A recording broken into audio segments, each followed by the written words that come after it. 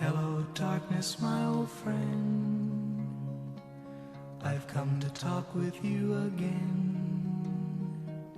because a vision softly creeping left its seeds while I was sleeping, and the vision that was planted in my brain still remains within the sound of silence. In restless dreams I walked alone.